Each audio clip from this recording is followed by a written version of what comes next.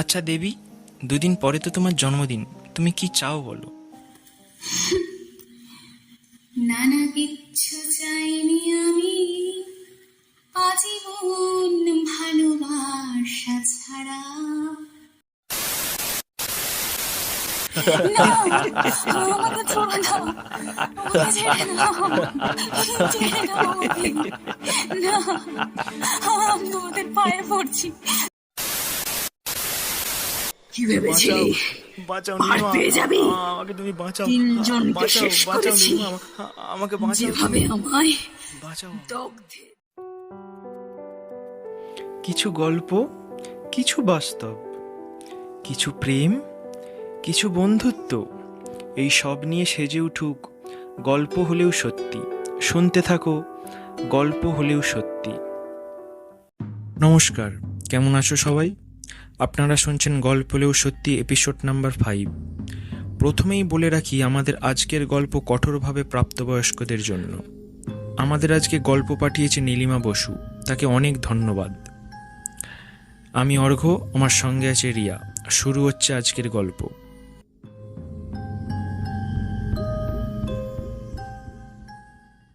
সমরেশবাবু সকালে চা খেতে খেতে খবরের কাগজটা পড়ছেন। ওনার স্ত্রী নীলিমা ঘরে ঢুকলেন। কি গো, আজকের খবরের হেডলাইনটা দেখেছো? সমরেশবাবু চায়ে একটা চুমুক দিয়ে উত্তরটা দিলেন।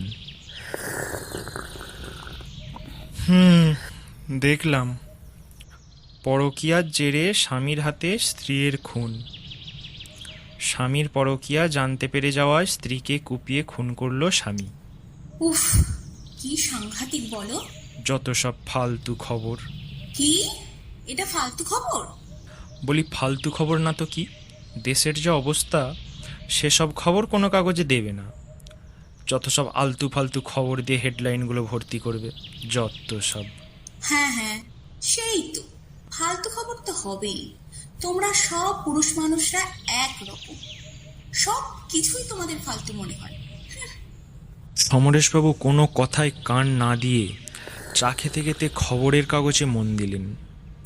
পাশের ঘর থেকে ছেলের ডাক পেয়ে নীলিমা তাড়াতাড়ি চলে গেল। সকাল সকাল একটা মধুর দাম্পত্য কলহ শুরু হতে হতেও যেন হলো না। যাই হোক, সমরেশ মজুমদার, বয়স 32, শহরের একজন নামী ব্যবসায়ী।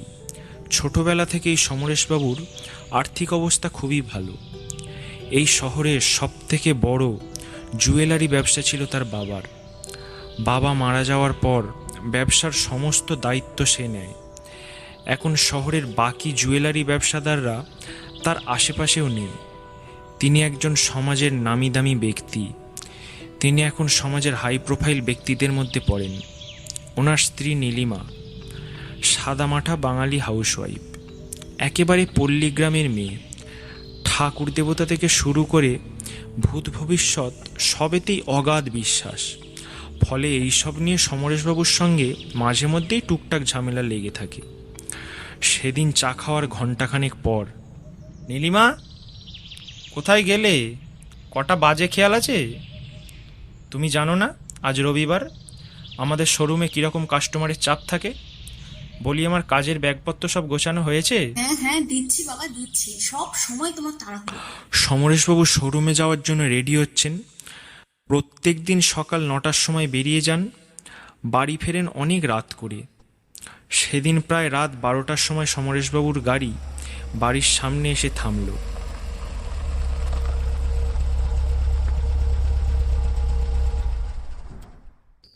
গাড়ি থেকে নেমে দরজার কলিং বেলটা বাজালেন। নীলিমা দেবী এসে দরজা খুললেন। কি গো, আজ এত রাত হলো কেন? আজ সন্ধেবেলা রমেন অনেকদিন পর শোরুমে এসেছিল।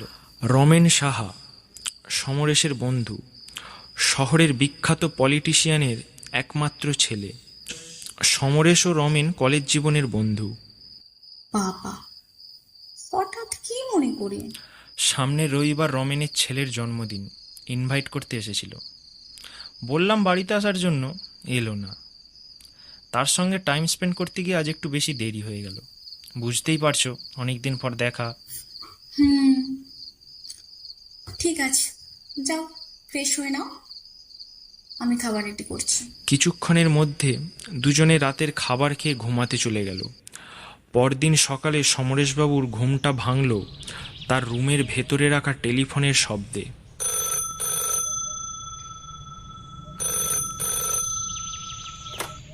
হ্যালো, আরে বল বল, কেমন আছিস? তারপর এত সকালবেলা কি মনে করে? হ্যাঁ হ্যাঁ, ঠিক আছে, তাহলে ওই দিন দেখা হচ্ছে। বাবা, সকাল সকাল যে দেখছি মুখে খুব হাসি। তা এত সকাল সকাল কে ফোন করলো শুনি, যার জন্য তোমার মুখে এত হাসি?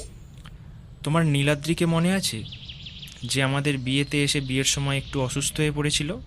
হ্যাঁ হ্যাঁ, তোমার সেই ম্যানেজার বন্ধু। হ্যাঁ, তা কি হয়েছে কি? নীলাদ্রিও আসছে রবিবার, সেটাই সে ফোন করে জানালো।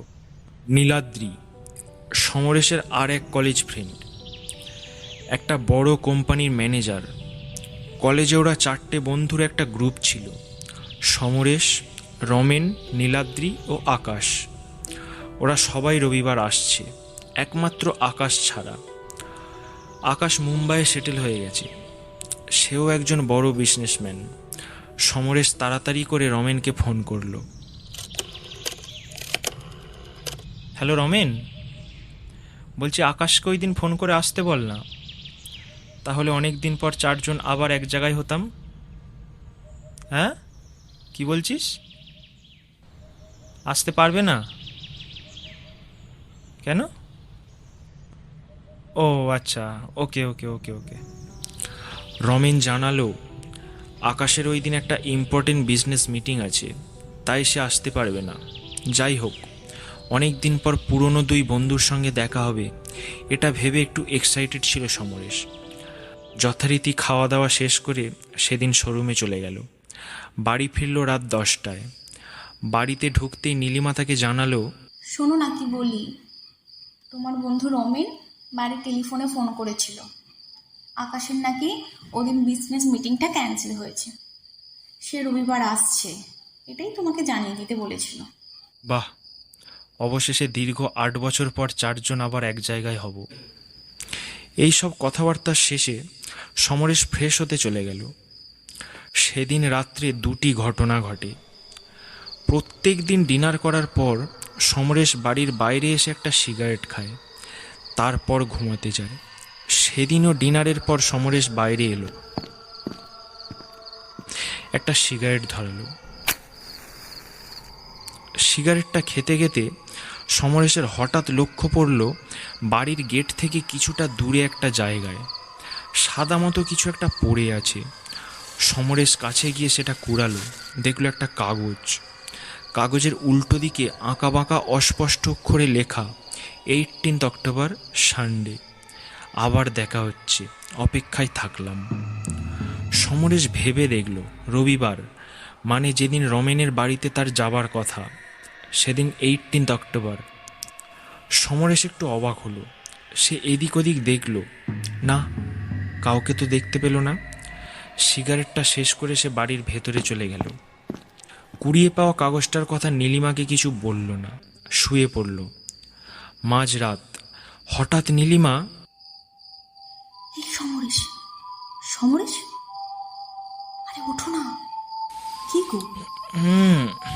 কি হলো আবার এত রাতে? কিছু শুনতে পাচ্ছ না তুমি? শোনো ভালো করে। সমরেশ,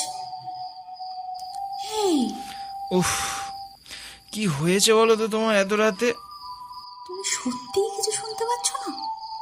ভালো করে শোনো। কি গো? কি শুনবোটা কি এত রাতে? কোথায় কি শুনছো বলো তো তুমি? একটা আওয়াজ হচ্ছে, ভালো করে শোনো। না, পাচ্ছি না আমি। হয়েছে, কাল অনেক কাজ আছে, এখন ঘুমোতে দাও। আমি ঘুমলাম। সমরেশ পাশ ঘুরে শুয়ে ঘুমিয়ে পড়ল। নীলিমা একটা তীক্ষ্ণ অথচ শান্ত প্রকৃতির শীষের আওয়াজ শুনতে পাচ্ছে। অনেকক্ষণ ধরে হচ্ছে আওয়াজটা। সে ধীরে ধীরে উঠে গিয়ে জানালা খুলে বাইরে দেখল। মনে হচ্ছে আওয়াজটা অনেক দূর থেকে আসছে। সে কাউকে দেখতে পেল না, সে জানালা বন্ধ করে এসে শুয়ে পড়ল। আওয়াজটার মধ্যে কেমন একটা মাদকতা আছে। মনে হচ্ছে অনেক যন্ত্রণা, অনেক দুঃখ, অনেক রাগ, সব কিছু সেই আওয়াজটার মধ্যে দিয়ে কেউ যেন প্রকাশ করতে চাইছে। নীলিমার বেশ ভয় করল। তার মাথা ঝিমঝিম করছে, চোখটাও যেন কেমন ঢুলঢুল করছে। সে ঘুমিয়ে পড়ল। সকালে ঘুম থেকে ওঠার পর দুজনের মনটাই কেমন ভার ভার। মনে হচ্ছে দুজনেই কিছু একটা জিনিস নিয়ে ভীষণ চিন্তিত। দুজনে ড্রয়িং রুমে বসে চা খাচ্ছে। কি গো, কাল রাতে তোমাকে এত করে ডাকলাম, তুমি কিছুই শুনতে পেলে না? আরে শুনবোটা কি? যখন কিছু আওয়াজই হচ্ছিল না তখন শুনবোটাই বা কি? তুমি মনে হয় কিছু স্বপ্ন দেখেছো। উফ, না গো, সত্যি আরে ধুর, সকাল সকাল আবোল তাবোল বকা বন্ধ করো তো। এমনিতেই মেজাজটা বিগড়ে রয়েছে। কেন? তোমার আবার কি হলো? ও কিছু না, আমি স্নান করতে গেলাম, আমি বেরোবো, তুমি তাড়াতাড়ি খাবারটা রেডি করো। এই বলে সমরেশ স্নান করতে গেল। নীলিমাও তার কাজে লেগে পড়ল। প্রতিদিনের মতো খাওয়া দাওয়া করে সমরেশ অফিসে বেরিয়ে গেল। রাতের সেই উড়োচিটি সম্পর্কে তার মনটা খুঁতখুত করছিল। এই কারণে অফিসে পৌঁছেই সে রমেনকে ফোন করলো। হ্যালো, কে রমেন? বলছিলাম আমরা তিনজন ছাড়া তুই আমাদের কলেজের আর কোনো ফ্রেন্ডকে ইনভাইট করেছিস? না। ও, করিসনি তাহলে? না তো, কেন বলতো? না না, কিছু না। ঠিক আছে, রাখছি এখন, রবিবার দেখা হচ্ছে। সমরেশ একটু অন্যমনস্কভাবে ফোনটা রেখে দিল। সে কিছুক্ষণ চুপ করে বসে ভাবতে লাগলো। তারপর আস্তে আস্তে সারাদিনটা কাজের মধ্যে দিয়ে কেটে গেল। 3-4 দিন বেশ ভালোভাবেই কাটলো। কোনো রকম অবাস্তব কিছু ঘটল না। সমরেশ সেই উড়োচিটির ব্যাপারে প্রায় ভুলেই গেল। নীলিমাও বাড়ির কাজের মধ্যে থেকে সেই রাতের ঘটনা বেমালুম ভুলে গেল। আজ শনিবার, আগামীকাল রাত্রে রমেনের বাড়ি যাওয়ার কথা। শোরুমের সমস্ত কাজকর্ম গুছিয়ে বেশ আনন্দের সঙ্গে রাত্রি 10টা নাগাদ বাড়ি ফিরল সমরেশ। ডিনার করে সমরেশ বাইরে গিয়ে একটা সিগারেট ধরালো। সে এক মনে সিগারেটটা টানছিল আর এদিক ওদিক একটু পায়চারি করছিল। সমরেশের বাড়িটা শহর থেকে একটু ভেতরের দিকে, একটু দূরেই জঙ্গল, দূরে কোথাও শেয়াল ডাকছে। হঠাৎ সমরেশের চোখ পড়ল আগের দিনের সেই জায়গাটায়। আজকেও একটা সাদা কাগজ পড়ে আছে। সমরেশ দেখে এক প্রকার চমকে উঠল। সে এদিক ওদিক তাকিয়ে দেখল, না, কেউ তো নেই। সে এগিয়ে গিয়ে কাঁপা কাঁপা হাতে কাগজটা কুড়োলো। কাগজের উল্টো দিকে সেই একই অস্পষ্ট অক্ষরে লেখা, আগামীকাল আসবেন কিন্তু। সমরেশ ওইখানে দাঁড়িয়ে চিন্তা করতে লাগলো। আঙুলের ফাঁকে জ্বলতে থাকা সিগারেট যখন শেষ হয়ে এসে আঙুলে ছ্যাঁকা দিল, তখন তার চিন্তায় ছেদ পড়ল। উফ, এটা কে পাঠাতে পারে? আচ্ছা, সিগারেট খেয়ে আসতে আসতে এত টাইম লাগে? না না, বাইরেটা একটু পায়চারি করছিলাম। দুজনে শুয়ে পড়ল। সমরেশের ঘুম আসছে না, কেমন একটা অস্থির অস্থির লাগছে। নীলিমা ঘুমিয়ে পড়েছে। সমরেশ শুয়ে শুয়ে এক মনে চিন্তা করে যাচ্ছে উড়োচিঠি দুটোর ব্যাপারে। আন্দাজ রাত 1:30 কি 2টো হবে। নীলিমা হঠাৎ উঠে পড়ল। কি গো, শুনছো? ওঠো না। কি গো, আরে ওঠো না। পাশে ঘুরে দেখল সমরেশ জেগে আছে। সমরেশের চোখে মুখে চিন্তার ছাপ। শুনতে পাচ্ছ? আজ হচ্ছে ওই আওয়াজটা, কষ্ট শুনতে পাচ্ছি আমি। শোনো ভালো করে। কি গো? উফ, চুপ থাকো, কোনো আওয়াজ হয়নি, চুপচাপ শুয়ে পড়ো। নীলিমা আর কিছু বলার সাহস পেল না। সে বাধ্য হয়ে কানে দুটো হাত চেপে রেখে শুয়ে পড়ল। এই আওয়াজ কানে গেলে মনে হয় যেন নেশা হয়ে গেছে। সমরেশের চোখে মুখেও কেমন একটা চিন্তা ও আতঙ্কের ছাপ। আওয়াজটা এক সুরে হয়েই যাচ্ছে।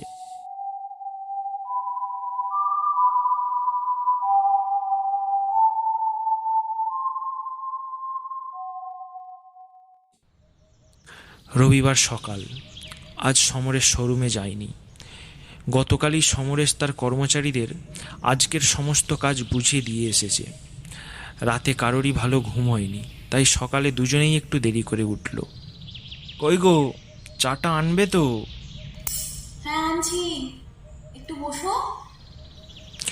নীলিমা একটু পরে চা নিয়ে এসে বসলো। তাহলে আজকে আমরা কটা নাগাদ বেরোচ্ছি?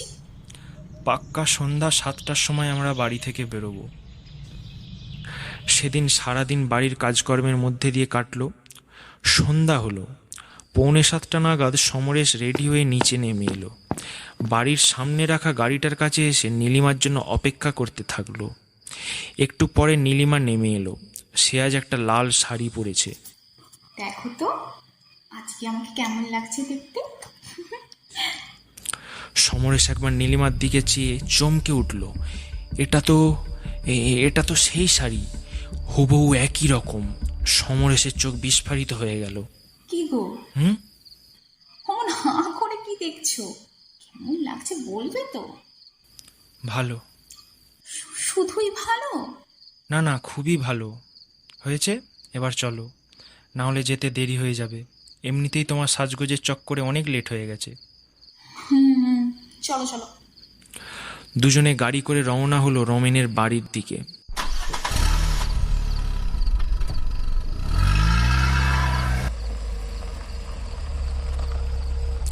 রমেনের বাড়ি গিয়ে পৌঁছালো তখন 8:30 বাজে। বেশ ভালো সাজিয়েছে বাড়িটা। শহরের বিখ্যাত পলিটিশিয়ানের একমাত্র নাতির প্রথম জন্মদিন বলে কথা। রমেন তাদের দেখতে পেয়ে ভেতরে নিয়ে গেল। একে একে নীলাদ্রি ও আকাশ তাদের স্ত্রী ও বাচ্চাদের নিয়ে উপস্থিত হলো। আকাশের ছেলেটা একদম ছোট, সবেমাত্র 5 মাসের। আজ প্রায় 8 বছর পর 4 বন্ধু এক জায়গায় জড়ো হয়েছে। আনন্দে উচ্ছ্বাসে একে অপরকে জড়িয়ে ধরার কথা, কিন্তু 4 জনের কারোর মুখেই কোনো হাসি নেই, নেই কোনো উত্তেজনাও। সবাই খুব আনন্দ পাচ্ছে, এটা দেখানোর অভিনয় করছে মিথ্যা হাসির আড়ালে। কত উন্মাদনা ছিল সমরেশের, বাকি বন্ধুদের সঙ্গে দেখা হবে, এই আজকের দিনটা নিয়ে কত পাগলামো করেছে সেই একটা সপ্তাহ। কিন্তু আজ কেউ কারোর সঙ্গে ভালোভাবে কথা পর্যন্ত বলল না। সবার চোখে মুখে একটা চাপা ভয়, একটা অচেনা আতঙ্কের চিহ্ন ফুটে উঠেছে। নীলিমা ও সমরেশ খাওয়া দাওয়া শেষ করে গাড়িতে উঠে পড়ল। গাড়িতে আস্তে আস্তে, আচ্ছা কি হয়েছে বলো তো তোমার? কই কিচ্ছু না তো। হুম, কিছু তো একটা হয়েছে। বন্ধুরা আসবে এই বলে বলে তো একটা সপ্তাহ আনন্দে একদম বাড়ি মাথায় করে ফেলেছিলে, আর আজকে এসে দেখছি চুপচাপ বসে আছো। কেমন একটা অন্যমনস্ক তুমি। সত্যি করে বলো তোমার কি হয়েছে? বললাম তো কিছু হয়নি। নীলিমা আর কিছু বলল না। তারা বাড়ি ফিরল রাত 12:30। অন্ধকার রুম। নীলিমা বিছানায় শুয়ে, সমরেশ জানালার ধারে দাঁড়িয়ে সিগারেট খাচ্ছে। হঠাৎ সেই শীষের আওয়াজটা বেজে উঠল। নীলিমা চমকে বিছানা থেকে উঠে পড়ল। সমরেশের বুকটাও যেন কেঁপে উঠল, কিন্তু সে নিজেকে সংযত রাখল। ওই ওই দেখো, ভালো করে দেখো, আজকেও শোনা যাচ্ছে। কই, আমি তো কিছু শুনতে পাচ্ছি না। ভালো করে শোনার চেষ্টা করো না, আজকেও শোনা যাচ্ছে তো, আমি স্পষ্ট শুনতে পাচ্ছি। তুমি রোজ রোজ কোথা থেকে কী সব শুনতে পাও বলো তো? কথাগুলো বলতে বলতে সমরেশের গলাটা শুকনো হয়ে গেছে, তার কপালে বিন্দু বিন্দু ঘাম জমেছে। সে নীলাকে এসবের কিছুই বুঝতে দিল না। যাও, শুয়ে পড়ো, কোথাও কিচ্ছু নেই, আমি আছি, যাও, কোনো ভয় নেই। নীলিমা কানে 2 হাত চাপা দিয়ে শুয়ে পড়ল। সমরেশ একইভাবে জানালার পাশে দাঁড়িয়ে সিগারেট খাচ্ছে। তার চোখে মুখে ফুটে উঠেছে আতঙ্কের ছাপ। পরদিন সকাল 7টা নাগাদ দরজায় কেউ বারবার নক করছে। সমরেশবাবু, সমরেশবাবু, বাড়িতে আছেন নাকি? সমরেশবাবু, সমরেশবাবু, বাড়িতে আছেন? কে? আমি ইন্সপেক্টর হালদার, থানা থেকে আসছি। একটু দরজাটা খুলে বাইরে আসুন তো, দরকার আছে। কি ব্যাপার ইন্সপেক্টর, এত সকালবেলা আপনি? কিছু জিজ্ঞাসাবাদের জন্য আপনার কাছে এলাম। কি বিষয়ে জিজ্ঞাসাবাদ করবেন জানতে পারি কি? আপনি বোধহয় জানেন না, আপনার বন্ধু মিস্টার সাহা, রমেন সাহা, আজ ভোর রাতে সুইসাইড করেছেন। সমরেশের মাথায় যেন আকাশ ভেঙে পড়ল। মানে এটা কিভাবে সম্ভব? আপনি ভেতরে আসুন, ভেতরে আসুন, ভেতরে আসুন আগে। সমরেশ ইন্সপেক্টরকে নিয়ে ড্রয়িং রুমে বসালেন। কিন্তু ইন্সপেক্টর, এটা কিভাবেই সম্ভব? গতকাল রাতেই তো আমি... হ্যাঁ হ্যাঁ, আমি সবই জানি। গতকাল ওনার ছেলের জন্মদিন ছিল। জন্মদিনের সমস্ত অনুষ্ঠান মিটে যাওয়ার পর ওনারা শুয়ে পড়েন। ভোর রাতে ওনার স্ত্রী হঠাৎ ঘুম ভেঙে ওনাকে বিছানায় দেখতে পান না। দেখতে না পেয়ে তিনি বাইরে আসেন। এসে দেখেন ড্রয়িং রুমের পাখাতে গলায় দড়ি দিয়ে তিনি সুইসাইড করেছেন। কিন্তু ইন্সপেক্টর, সুইসাইড কেন করলো জানেন? সেটা জানতেই তো আপনার কাছে আসা। আপনি কি কিছু জানেন এ বিষয়ে? আমাদেরকে কিছু কি হেল্প করতে পারবেন? না না, আমি কিছু জানি না, আমি কিছু জানি না। আচ্ছা, একটা কথা বলুন, আপনি কবে থেকে চেনেন ওনাকে? আমরা একই কলেজে পড়তাম, খুব ভালো বন্ধু ছিল। আচ্ছা, আপনাকে একটা জিনিস দেখাচ্ছি, দেখুন তো চিনতে পারেন কি না। এই বলে ইন্সপেক্টর একটা ভাঁজ করা কাগজ পকেট থেকে বার করলেন। কাগজটাতে লেখা, আমি আসছি 18 অক্টোবর। কাগজটা দেখেই সমরেশবাবুর চোখ বড় বড় হয়ে গেল। সে ঘামতে শুরু করলো। দেখুন তো হ্যান্ডরাইটিংটা চিনতে পারছেন কি না, কারণ মৃত্যুর পর ওনার পকেট থেকে একমাত্র এটাই পাওয়া গেছে। সমরেশ কাঁপা কাঁপা গলায় উত্তর দিল, না না না, আমি চিনি না, আমি চিনি না ওই হ্যান্ডরাইটিং, আমি চিনি না। ঠিক আছে, আমি এখন আসি, দরকার হলে আবার আসবো। পুলিশ ইন্সপেক্টর চলে গেলেন। সমরেশ তাড়াতাড়ি করে নিজের রুমে গিয়ে ড্রয়ারটা খুলল। সে দুটো কাগজ বার করলো। হুবহু একই হাতের লেখা, একটুও আলাদা নেই। কাগজগুলো যত্ন করে যথাস্থানে রেখে দিল। দরজা বন্ধ করে বিছানায় চুপ করে বসে রইল। নীলিমা দুপুরবেলা দরজায় ধাক্কা দিল। কি গো, সকালে ইন্সপেক্টর চলে যাওয়ার পর সেই যে দরজা বন্ধ করলে, আর তো খোলার নামই নেই। সকাল থেকে কিচ্ছু খাওনি, দরজাটা খোলো প্লিজ। কি হয়েছে তোমার সেটাও বুঝতে পারছি না, আর এভাবে দরজা বন্ধ করে ভেতরে বসে আছো। বলো কি হয়েছে। দূর, ভালো লাগছে না আর। সমরেশ উঠে গিয়ে দরজা খুলল। নীলিমা দেখল সমরেশের চোখ লাল ডগডগে হয়ে আছে, সম্ভবত কাঁদছিল, চোখ ফুলে আছে, চোখে মুখে ফুটে উঠেছে ভয়ের ছাপ। কি হয়েছে তোমার? শরীর খারাপ লাগছে? ডাক্তার ডাকবো? বলো আমাকে। সমরেশ কোনো কথা বলল না। সে চুপচাপ ঘর থেকে বেরিয়ে বাথরুমের দিকে চলে গেল। নীলিমা চলে গেল দুপুরের খাবার রেডি করতে। সেদিন দুপুরে খেতে বসে প্রায় কিছুই খেলো না সমরেশ। কোনো রকমে খেয়ে উঠে আবার রুমের ভেতরে চলে গেল। সেদিন রাতেও বাজছে সেই শিসের আওয়াজ। সমরেশ আজও ঘুমায়নি। নীলিমা আজকে সেই আওয়াজ শুনতে পেয়েও সমরেশকে কিছু বলল না, কারণ সমরেশকে বললেও সে কোনো গা করে না। আরও একটা নির্ঘুম রাত কাটল সমরেশের। সকালবেলায় সমরেশ কোথাও একটা বেরোলো, বাড়ি ফিরল সকাল 10টা নাগাদ। বাড়ি ফিরতেই শোনো, থানা থেকে ইন্সপেক্টর হালদার ফোন করেছিলেন।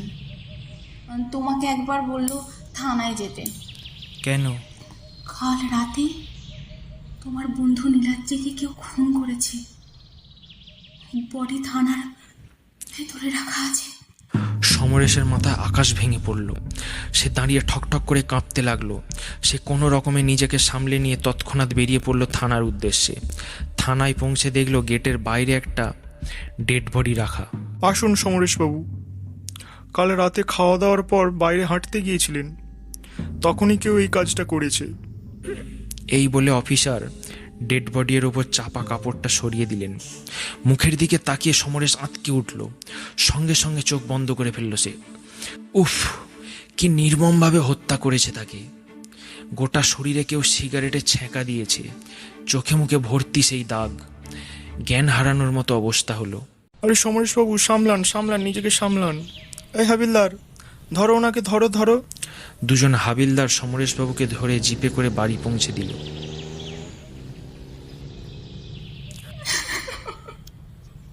চিন্তা করবেন না, কিচ্ছু হয়নি ওনার। আসলে বন্ধুর মৃত্যু তো, তাই একটু ওই আর কি, যেমন হয়। ঠিক আছে, আমি আসি এখন।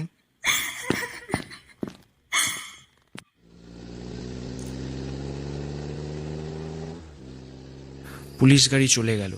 সমরেশের জ্ঞান ফিরল তখন রাত্রি 1টা। সে চোখ খুলেই শুনতে পেল সেই আওয়াজ এক নাগাড়ে বেজে চলেছে।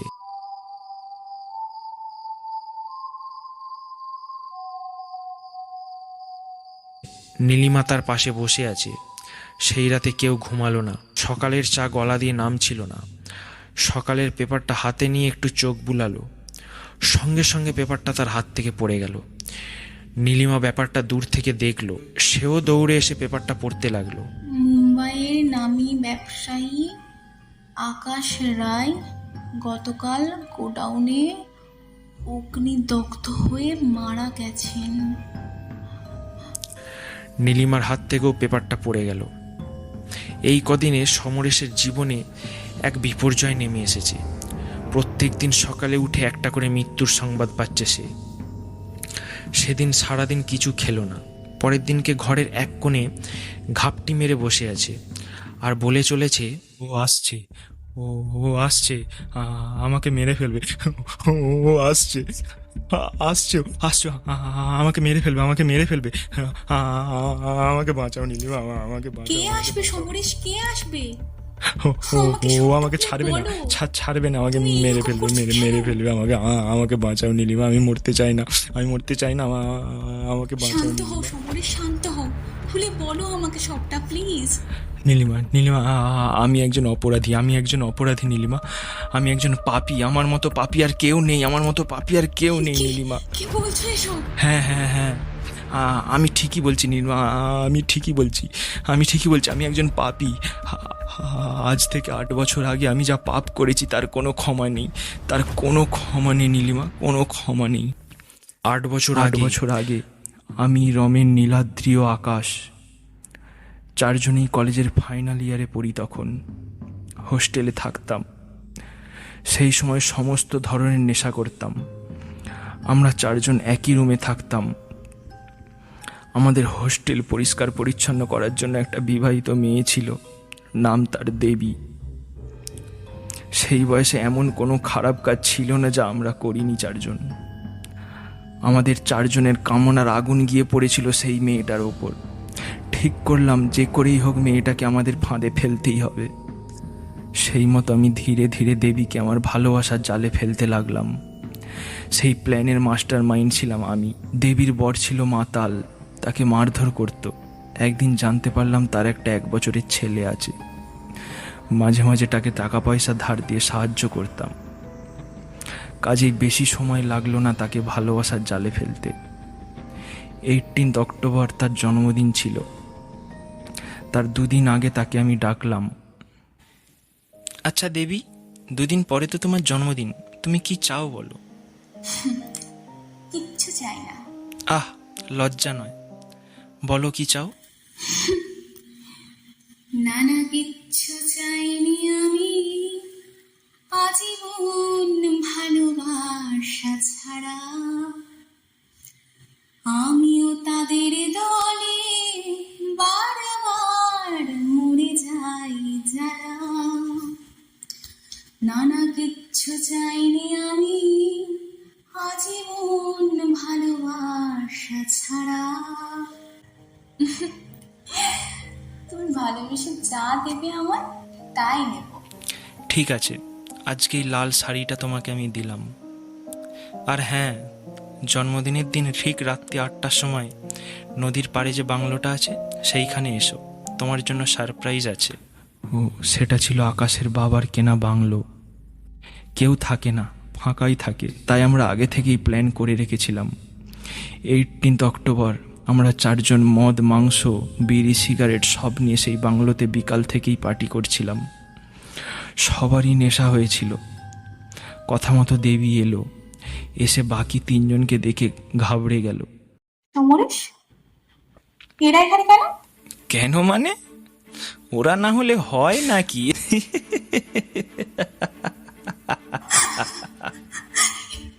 এসব এসব কি বলছো তুমি? কেন, কি ভেবেছিলে তুমি? তোমাকে ভালোবেসে বিয়ে করব? ছি সমরেশ, ছি। আমি আমি এক্ষুনি চলে যাচ্ছি, ছাড়ো আমাকে। যাবিটা কোথায়? না, আমাকে ছেড়ে দাও, আমাকে ছেড়ে দাও। ছেড়ে দাও আমাকে। না, আমি তোমাদের পায়ে পড়ছি, ভাই তোমাদের। না, ছেড়ে দাও। এই বলে একে একে সবাই তার উপর ঝাঁপিয়ে পড়লাম। সে চিৎকার করতে থাকলো। ছেড়ে দাও। তারপর নীলাদ্রি তার সারা গায়ে সিগারেটের ছেঁকা দেয়। সে চিৎকার করতে থাকে, দোহাই তোমাদের, তোমাদের পায়ে পড়ি, আমার ছেলেটার কথা ভেবে আমাকে ছেড়ে দাও, আমাকে ছেড়ে দাও প্লিজ। ওর যে আমি ছাড়া আর কেউ নেই, প্লিজ ছেড়ে দাও। আমরা তার কোনো কথা শুনিনি, আমরা তার কোনো কথা শুনিনি। তখন আমরা সবাই শীষ দিতে থাকি। সে যখন চিৎকার করছিল যন্ত্রণায়, তখন আমরা চারপাশে দাঁড়িয়ে দাঁড়িয়ে সবাই সিটি মারছিলাম, শীষের আওয়াজ করছিলাম, শীষ দিচ্ছিলাম। আকাশ তার গায়ে আগুন ধরিয়ে দেয় নেশার ঘরে। সে চিৎকার করে বলতে থাকে, এর প্রতিশোধ আমি নেবই, নেবই। তোদের সব সন্তানদের পিতৃহারার শোক আমি দেবই, দেবই আমি।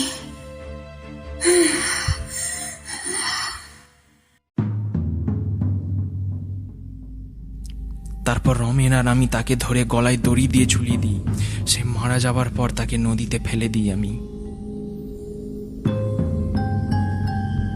8 বছর পর বর্তমানে। নীলিমা, নীলিমা বাঁচাও আমায়, বাঁচাও প্লিজ। ও আমায় মেরে ফেলবে মামা, ও আমায় মেরে ফেলবে। নীলিমা, ও আমায় বেঁচে হলে বাঁচাও আমায়, বাঁচাও আমায়। আমি দোষী, আমি স্বীকার করছি, আমি একজন পাপী। এখনো আমার সঙ্গে 4-5টা মেয়ের সম্পর্ক আছে, আমি মানছি। তো তোমার পায়ে পড়ে নীলিমা, ও আমাকে মেরে ফেলবে, নীলিমা, বাঁচাও নীলিমা। ও আসছে নীলিমা, ও এসে গেছে নীলিমা, এসে গেছে। তুমি শুনতে পাচ্ছ? তুমি বাঁচাও নীলিমা, তুমি বাঁচাও। আমি একজন পাপী। ও আমাকে মেরে ফেলবে নীলিমা। আমি প্রতি রাতেই শীষের আওয়াজ শুনতে পেতাম। ভয়ে তোমাকে কিছু বলিনি নীলিমা, আমি ভয়ে তোমাকে কিছু বলতে পারিনি। আর সেদিন তোমার লাল শাড়িটা দেখে আমি চমকে গিয়েছিলাম, কারণ ওই হুবহু একই শাড়ি আমি দেবীকে গিফট করেছিলাম তার জন্মদিনে। নীলিমা তুমি বাঁচাও। ও এসে গেছে, শুনতে পাচ্ছ নীলিমা? ও এসে গেছে, ওর হাসির আওয়াজ শুনতে পাচ্ছ তুমি? নীলিমা যেও না তুমি, নীলিমা যেও না, নীলিমা যেও না, ঠাকুর ঘরে চলে গেল। আমাকে ছেড়ে যেও না নীলিমা, যেও না। ও এসে গেছে, আমাকে ছেড়ে যেও না নীলিমা, যেও না। ও এসে গেছে। নীলিমা তুমি আমাকে ছেড়ে যেও না, নীলিমা যেও না। সমরেশ দেখলো ধীরে ধীরে তার সামনে একটা মুখের অবয়ব ফুটে উঠছে। কি ভয়ানক সেই দৃশ্য, কি ভয়ানক সেই বিশ্রী মুখ। গোটা মুখে চোখে সিগারেটের ছেঁকার দাগ, চোখ দুটো উপড়ে নিয়েছে কেউ, গোটা মুখ পুড়ে গেছে। কি ভয়ানক সেই মুখ।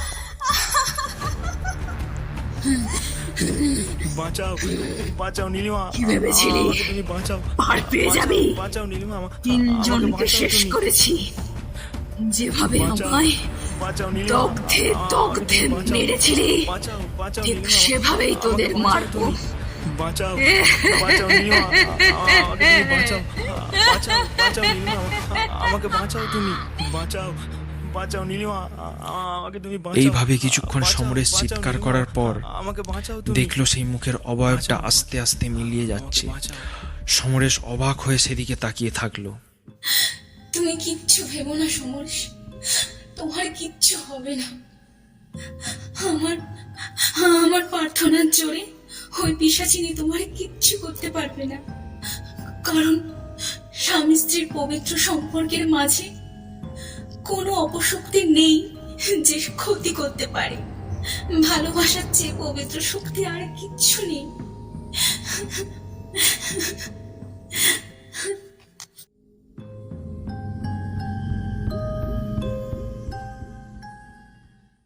তোমরা এতক্ষণ শুনছিলে নীলিমা বসুর পাঠানো গল্প শীষ, আমার করা গল্প পাঠ এবং রিয়ার করা অভিনয়। যদি ভালো লেগে থাকে তাহলে অবশ্যই সাবস্ক্রাইব করে পাশে থাকবেন, একটা লাইক করে দেবেন এবং শেয়ার করে দেবেন। ধন্যবাদ। আগামীকাল ঠিক রাত্রি 10টায় হাজির হব আরও একটু রোমাঞ্চকর কাহিনী নিয়ে। ভালো থাকবেন, সুস্থ থাকবেন। শুভরাত্রি।